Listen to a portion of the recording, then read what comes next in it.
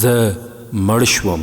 دویمه برخه. ناڅاپه یوه ورځ زما د وجود یوې برخې خپل کار پرېښود. زما حالت داسې شو چې یو ګیلاس اوبه غوښتلو لپاره به مې د بدن ټول قوت مصرفاوه.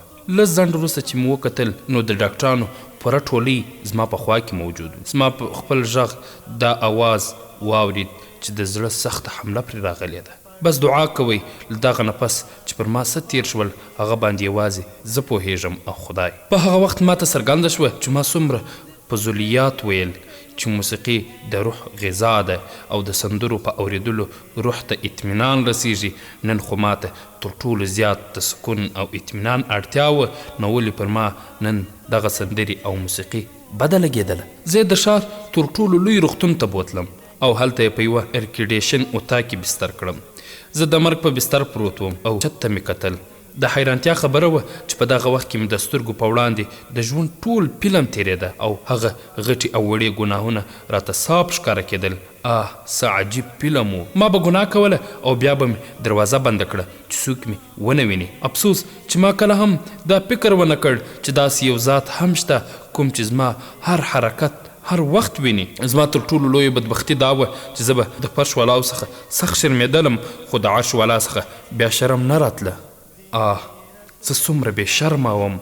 هغه وخت ما ته احساس وشو چې زه ای بدبخته انسانه د خدای پاک هستي څومره صبرونکې وه چې ستا مسلسلو بد عملونو یې صبر کاوه او ته دومره ظالم وي چې له دومره مهلت سره سره دې هم په خپل ځان ظلم کاوه. په خپل همدغه رنګ فلم کې مبتلا وم چې څلورو خواو ته مې د لا اله الا الله غږونه وشول. بیا ناڅاپه د دغه کلمې په ذکر کې تیزي راغله.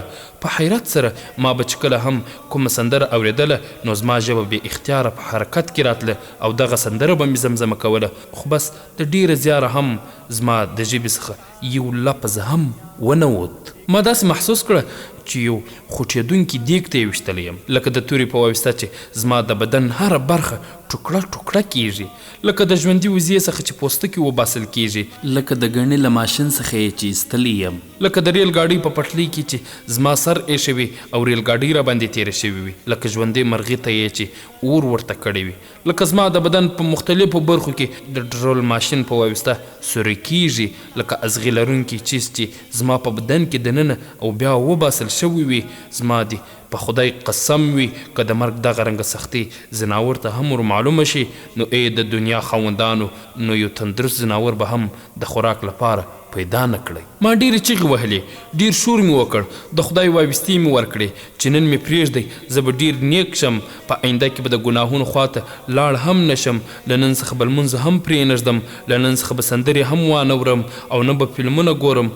های الله های الله، کاش چې تا زه نه وای پیدا کړی، په ما څه شوي دي، نن خو زما مال هم زما په درد ونه خوړل شو، چیرته ورک شول هغه زما نوکران، چیرته ولاړل هغه زما تعلقات، چیرته ولاړل په موبایل کې هغه غږېدونکي مسلسل میوزیک.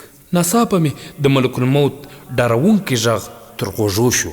د دویمې برخې پای. مضبوط پکڑو ہاتھ سے پایا نماز کا، یہ مرتبہ خدا نے بتایا نماز کا، مضبوط پکڑو ہاتھ سے پایا نماز کا،